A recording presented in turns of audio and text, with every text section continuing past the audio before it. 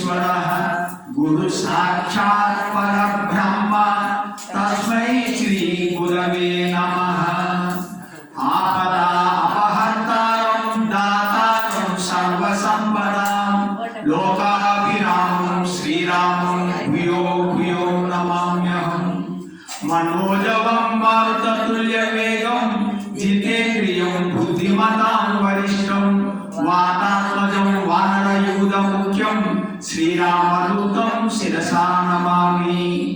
नीलातुङ्गस्तनगिरितटे सुप्त उद्बोधकृष्णं पादार्तं श्रुतिशतसरसिद्ध अध्यापयन्ति सोऽशिष्टायां सृजनिगलितं या फलकृत्य भुङ्क्ते गोदा तस्यै नम इदमिदं भूय एवास्तु भूयः। हरि ओम। భగవద్బంధువులారా, గోదాదేవి భక్తులారా, మీ అందరికీ హృదయపూర్వక వందనాలు సమర్పించుకుంటున్నాను. ఈరోజు మనం 16వ పాసనం. ఈ 16వ పాసనంలో ఈ తిరుప్పావి ఒక పూల దండ. తిరుప్పావి యొక్క పూల దండ అంటే ఒక మణిహారం. మణిహారంలో ఆ హారంలో పెద్ద పూస ఉంటుంది. పెద్ద పూస హారంలో పెద్ద పూస, మేరు పూస అంటారు. మేరు పూస, ఆ మేరు పూసనేమో శ్రీకృష్ణుడు. ఈ తిరుప్పావై ఒక హారం అయితే ఆ హారంలో మేరు పూస శ్రీకృష్ణుడు. మధ్య మణిపూస ఈ 16వ పాసనం విశేష పాసనం. ఇంత గొప్ప పాసనం అంటే ఈ పాసనంలో మనకు చాలా సంప్రదాయాలు నేర్పినారు. అంటే భగవంతుని దగ్గరికి ఎలా పోవాలి, ఏమేమి మనం చేయాలి అని ఇప్పుడు మనం చేసిన అనుకో అది అమ్మవారు తెలిపిందన్నమాట. ఈ 16వ పాసనం ఈ ఒకసారి అనుసంధానం చేసుకుందాం. 16వ పాసనం. నాయక నాయ్ నింద్ర నంద గోపనుడై కోయిలు కాపానే కొడి తోరం తోరణ వాసల్ కాపానే మణికదవం తాల్ తిరువాయ్ ఆయన్ సిరు మియరో ముక్కు అரை పరే మాయన్ మణి వన్నన్ నెట్టనే వాయ్ నేరెంతాం తూய்மாய் வந்துனாம் தூயன பாடுவான் வாயால் முன்னம் முன்னம் பார்த்தாரே அம்மா நீனேச நிலைக்கதவம் நீ கேளோ రెంబావాయ్. ఇది నాయక నాయ్. నాయక నాయ్ నింద్ర నంద గోపనుడై కోయిల్ కాపానే. ఇది ఈ యొక్క పాసన అర్థం చెప్పాలంటే ఒక్క నిమిషంలో చెప్పేయచ్చు. ఇద్దరు మనము ఈ యొక్క గోపికలందరూ 10 మంది అల్వార్లైనటువంటి 10 మంది గోపికలను మంచి భక్తులను కూడా తీసుకొని నందగోపుడి భవనం దగ్గరికి వచ్చింది. ఇప్పుడు నందగోపుడి భవనం దగ్గర మొట్టమొదట ఒక భవనం దగ్గర ఉన్నటువంటి కాపలాదారు ఉన్నాడు. తర్వాత కొంచెం దూరం వెళ్ళిన తర్వాత సింహం ద్వారం దగ్గర ఒక కాపలాదారు ఉన్నాడు. ఆ ఇద్దరిని అడిగి వాళ్ళని ప్రార్థన చేసి మేము చాలా శుభ్రంగా వచ్చినాము, మాకు అరే పరే అనే ఒక పరే అనే వాయిదం ఇస్తాడు, దాన్ని తీసుకోవడానికి మేము వచ్చినాము, మేలుకొల్పులు పాడడానికి వచ్చినాము, ఆ యొక్క శ్రీకృష్ణుని మేము నీలమేఘ స్వామిని పాడనీకి వచ్చినాము, మాకు వేరే ప్రయోజనం లేదు అని ఇద్దరిని అడిగి ఆ నందగోపుని భవనం దగ్గరికి వచ్చాము. ఇది దీని చాలా. అయితే నాయక నాయ్ అన్నాడు. నాయక నాయ్ నింద్ర నంద గోపుడు నాయకుడు అంటే మాకు నాయకుడైన నందగోపాలుని యొక్క భువనాన్ని కాపాడుతున్నటువంటి ఓ బోనపాలక అని అన్నాడు. అంటే నాయకుడు అంటే ఎట్లా? నాయకుడు ఆ యొక్క గోకులంలో అందరికీ శ్రీకృష్ణుడు కూడా నాయకుడు నందగోపాలు. శ్రీకృష్ణుడు కూడా అంటే శ్రీకృష్ణుడు ఈ యొక్క నందగోపానికి యశోదకు కొడుకుగా జన్మించి వేపనలో పెరుగుతూ ఉన్నాడు. ఎవరు? శ్రీకృష్ణుడు. పరమపదముల అతనికి పారతంత్ర్యం లేదు. పారతంత్ర్యం అంటే ఆధారపడడం లేదు. శ్రీకృష్ణ పరమాత్మ స్వతంత్రుడు, ఇతరుల మీద ఆధారపడి ఉండడం జరగదు శ్రీకృష్ణుడికి. కానీ ఆయన ఇప్పుడు పారతంత్రుడిగా ఉన్నాడు. అంటే నందగోపుని మీద ఆధారపడి ఉన్నాడు. అర్థమైంది కదా? అంటే శ్రీకృష్ణుడికి ఈ యొక్క నందగోపుతో సంబంధం ఏర్పడడం వలన పారతంత్రం ఏర్పడింది. అది నాకు చాలా ఇష్టం. గోపికలందరూ వచ్చి శ్రీకృష్ణ బోనపాలక అని అంటలేరు, నందగోపాల బోనపాలక అన్నారు. అంటే నందగోపుని యొక్క బోనాన్ని కాపాడుతున్నట్టు బోనపాలక ఈ యొక్క ద్వారం తెరువు అని అంటే శ్రీకృష్ణుడు చాలా ఇష్టపడతాడని. ఇది వారి యొక్క ఉద్దేశం. అయితే భగవంతుని దగ్గరికి వెళ్ళడానికి మనకు ఆచార్యుని ఆశ్రయించే భగవంతుని దగ్గరికి వెళ్ళాలి. ఇది ముఖ్యం. అలా ఆచార్యుని ఆశ్రయించకుండా భగవంతుని దగ్గరకు వెళ్తే అంత ప్రమాదం ఉంటుందని మనకు తెలియజేస్తుంది. దీనికి ఒక ఉదాహరణ జరిగింది. కృష్ణమాచార్యుడు ఒక మహాభక్తుడు. కృష్ణమాచార్యుడు అతను సింహాచలంలో సింహనాథుని భక్తితో కొలుస్తూ ఉంటాడు. ఆ సింహాచలంలో ఉన్నటువంటి సింహనాథుని ప్రేమతో పాడుతూ ఉంటే ఆ సింహాచల నాథుడు నృత్యం చేసేవాడట. ఈ కృష్ణమాచార్యుడు పాడుతూ ఉంటే ఆ సింహాచల నాథుడు నృత్యం చేసేవాడు. ఇలా జరుగుతూ ఉంటే ఒకసారి రామానుజుడు ఆ యొక్క సింహాసనానికి వచ్చి ఆ దేవాలయంలో ఒక మూల కూర్చున్నాడంట. రామానుజుడు కూర్చుంటే ఇతను ఈ రామకృష్ణ ఈ కృష్ణమాచార్యుడు వచ్చి ఆ రామానుజులను చూసి కూడా లెక్క చేయకుండా ఆ యొక్క మూల విరాట్ సింహనాథుని దగ్గర వచ్చి పాటలు పాడుతున్నాడు. ఎందుకంటే నాకు పరమాత్మనే నాకు నాట్యం చేస్తుంటే ఈ యొక్క సన్యాసి నాకేమి అని లెక్క చేయలేదు. ఇలా జరుగుతుంటే రామానుజులు ఈయన చూసి చాలా జారిపడ్డాడట. రామానుజులు ఈ కృష్ణమాచార్యుని చూసి అహంకారం కొంచెం ఉందని. అయితే ఒకసారి చాలా వినయంగా అడిగాడట, ఓ కృష్ణమాచార్య, నీకు ఎట్లయినా ప్రత్యక్షమవుతాడు కదా స్వామి, నాకు ఈ యొక్క రామానుజుడికి ఎప్పుడు మోక్షం వస్తుందో అడుగు అని అడిగినట్టు. అంటే సరే అని ఈ కృష్ణమాచార్యుడు పాట పాడితే స్వామి ప్రత్యక్షమయ్యాడు. స్వామి ఇట్లా రామానుజుడికి ఎప్పుడు మోక్షం అవుతుంది అని అడుగుమన్నాడు. ఎప్పుడైతుంది అయినప్పుడు అని అడిగాడు. అప్పుడు స్వామి అన్నారట, రామానుజుడు ఎవరికి మోక్షం ఇవ్వమని చెప్తే వాళ్ళకు మోక్షం ఇస్తా. అలాంటి వాడు రామానుజుడు. ఆయనకు మోక్షం ఎప్పుడో కాదు, ఆయన ఎవరికి ఇవ్వమంటే ఆయనకి ఇష్టం. అలాంటి వాడు అంటే అప్పుడు కృష్ణమాచార్యుడు ఈయన పాదాల మీద పడ్డాడు. అది అంటే గురువుకు అంత ప్రాముఖ్యత. కృపాలని మహానుభావుడు కూడా చెప్తాడు ఏంటంటే పరమాత్మ గురువు ఈ ఇద్దరిని మనం సేవించాలి. గురువుని అంటే పరమాత్మ ఈ ఇద్దరు మనకు ఆవశ్యకం అన్నమాట. అది ఈ యొక్క గురువు దగ్గరికి వెళ్ళాలి అంటే మనము ఆయన ఆశ్రయించినప్పుడు ఆయన అంతరంగిక శిష్యులు కూడా ఆశ్రయించాలి. అది కూడా చాలా శుభం అంటారు. అంతరంగిక శిష్యులు, గురువు యొక్క అంతరంగిక శిష్యులు కూడా ఆశ్రయించాలి. వాళ్ళని ఆశ్రయించాలంటే, అంతరంగిక శిష్యులను ఆశ్రయించాలంటే మనలో అహంకారం అనగానే ఆ మానసిక స్థితి మనలో రావాలి. అంటే తక్కువ వాళ్ళ దగ్గర పోతున్నాం కదా, గురువు యొక్క శిష్యుల దగ్గరికి వెళ్ళి మనము ఆశ్రయించాలంటే మన అహంకారం తగ్గాలి, ఆ స్థితి ఏర్పడాలి. మనకు అహంకారం తగ్గాలంటే ఏం చేయాలా? మంచి సత్సంగం చేయాలి. అంటే మంచి మహాశయులను ఆశ్రయించాలి. ఇది సంప్రదాయం. ఈ మహాశయులను ఆశ్రయిస్తే మనకేమైతుంటే అహంకారం అందుతుంది. అందుకోసమే గోదాదేవి ఏం చేసింది, ఈ 10 మంది గోపికలను మంచి భక్తులు వాళ్ళని ఆశ్రయించింది. వాళ్ళని ఆశ్రయించి వాళ్ళని ముందు పెట్టుకొని వీళ్ళందరూ కలిసి ఇప్పుడు నందగోపురి బోనం దగ్గరికి వచ్చింది. ఇది మనం తెలియజేస్తుంది అనమాట అమ్మ. ఈ 10 మంది గోపికలు వెళ్ళిపోవడం. ఇంకొకటి ఏంటంటే భగవంతుని దగ్గరికి మనం వెళ్ళాలంటే మన దగ్గర ఇంద్రియ నిగ్రహం ఉండాలి. ఎంత చెప్తున్నది ఇంద్రియ నిగ్రహం అంటే మన ఇంద్రియాలన్నీ మన కంట్రోల్ ఉండాలి. చాలా కష్టం అనుకో, ఇది చాలా ముఖ్యం. అప్పుడే కదా మనం పరమాత్మని ఏకాగ్రతను పూజించగలుగుతాం. ఇంద్రియ నిగ్రహం లేకపోతే ఎలా? సో ముఖ్యంగా ఇంద్రియ నిగ్రహం.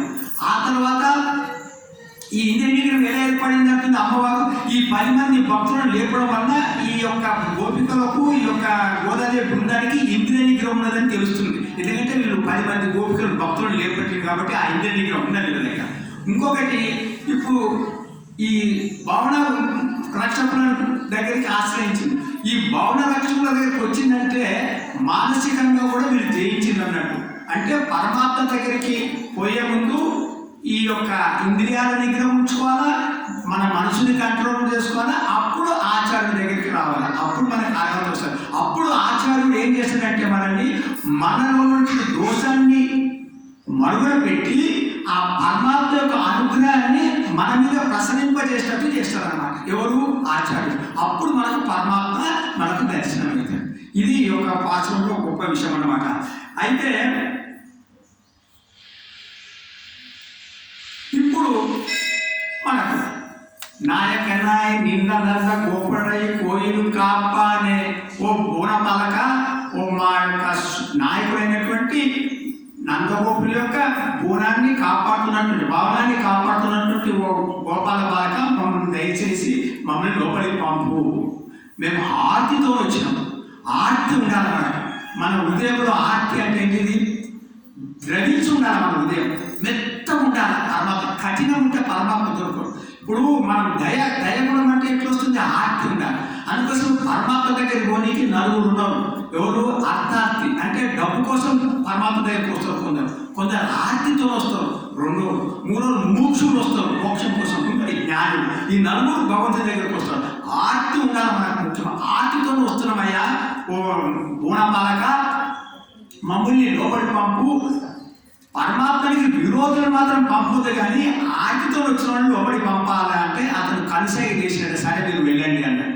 అంటే ఆ బోనపాలకుడు లోపలికి పంపించింది. ఇప్పుడు ఎక్కడ వచ్చిండు? రెండవ ద్వారము సింహ ద్వారం అంటారు. కానీ ఆ సింహద్వారం దగ్గర ఎట్లా ఉన్నదంటే కొడి తోండ్రు తోరణ వాసలు కాపాడి.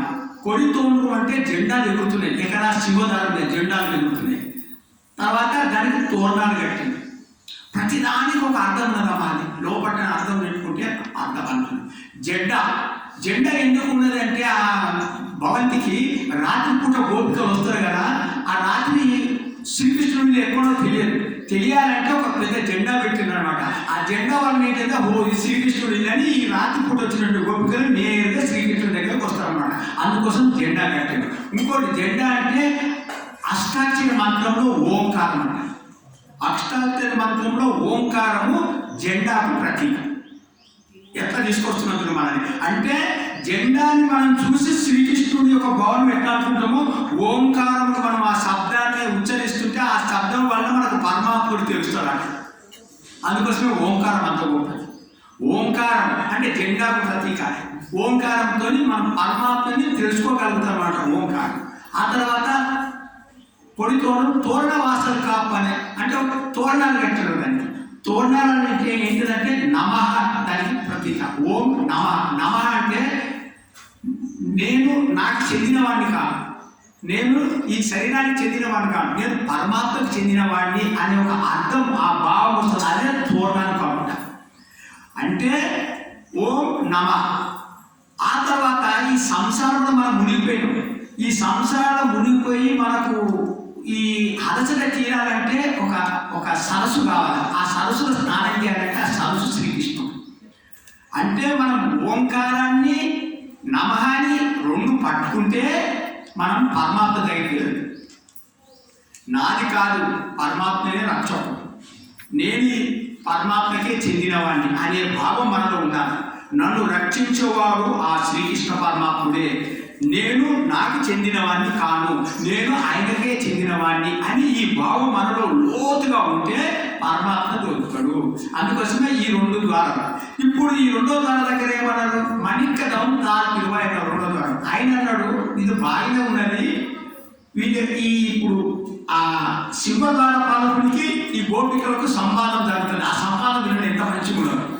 ఆ గొప్పవాడు అంటాడు, ఆ సింహద్వారం కాపాడే రక్షకుడు అంటాడు, అమ్మ మీరు వచ్చింది సరే, ఇక్కడ శ్రీకృష్ణుడికి చాలా రాక్షసులతో భయం ఉన్నది, అందుకోసమే మమ్మల్ని కాపలా పెట్టాడు, కాబట్టి భయం ఉన్నది, కాబట్టి మీరు ఎవరో మేము మిమ్మల్ని పంపము, మీరు ఎక్కడికి వెళ్ళి వచ్చినా మాకు తెలియదంటే వీళ్ళు గోపికలు అంటారు సాక్షాత్ పరమాత్మ అందరి భయాలను తొలగించేవాడు పరమాత్మ ఉన్నాగా భయమేంది అని గోపికలు అంటాడు. అప్పుడు ఆ రక్షకుడు అంటాడు ఇది త్రేతాయుగంలో దశరథుడు చక్రవర్తి అయోధ్యను పరిపాలించింది.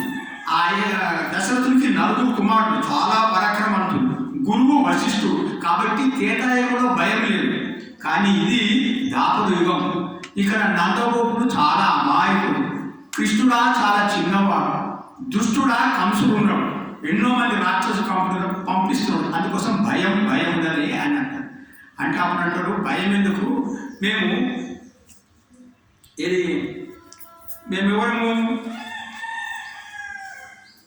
ఆయన శిరు మీరో ముక్కు, ఆయన అంటే గొల్ల వంశంలో నిష్కపటం అని, మేము అమాయకులం. శిరు మీరో ముక్కు అంటే మేము చాలా చిన్న పిల్లలు, ఆడపిల్లలం. అంటే ఆ రక్షకుడు అంటారు అమ్మ ఆడవాళ్ళు అంటారు నిజమే, కానీ పూతన కూడా రాక్షసి వచ్చి మా కొంప ముంచింది కాబట్టి మేము పంపము ఆడవాళ్ళని కూడా అంటారు. అంటే పూతన చాలా పెద్దది, వయసున్న వాళ్ళని, మేము చాలా పిల్లవాళ్ళం అంటారు. మీకు పిల్లలైనా కూడా ఒక లేఖకుడు వచ్చింది, చిన్న లేఖకుడు వచ్చి శ్రీకృష్ణుడు చంపనీకి వచ్చింది కాబట్టి మేము పంపమంటారు. అది నిజమమ్మా, అసలు మీరు ఎందుకు వచ్చిండ్రు అని అంటారు. అసలు మీరు ఎందుకు వచ్చిండ్రు, ఏం కావాలి మీకు అంటే అరై పరై మాయన్ మణిమన్నన్ నిన్నలే వాయి నేనేందా. అరై పరై అంటే మంచి శబ్దం వచ్చేటట్టు వాయిద్యాన్ని మాకు శ్రీకృష్ణుడు ఇస్తారని నిన్ననే వాగ్దానం చేసిండు, అందుకోసం మేము వచ్చినాం, వేరే ఏ ప్రయోజనం లేదంటే మీరు బాగా వచ్చింది కానీ మీలో బయటికి శుభ్రంగా ఉండదు, మీ అంతరంగికం శుభ్రం ఉండదు లేదు మాకు తెలియదు అంటారు. అంటే అప్పుడు అంటారు లేదు తూల్మాయ వంతున్నాం, తూల్మాయ వంతం అంటే చాలా పరిశుభ్రంగా వచ్చినాం, అంతరంగా శుభ్రం ఉన్నది, బయట శుభ్రం ఉన్నది. తూల్మాయ వంతున్నాం, ఎందుకు వచ్చిండ్రు మీరు, అసలు మీ సంగతి ఏంటిది, మీకేం కావాలని వచ్చినట్టే తువిలేన పాడువా అని. తువిలేన పాడువా అంటే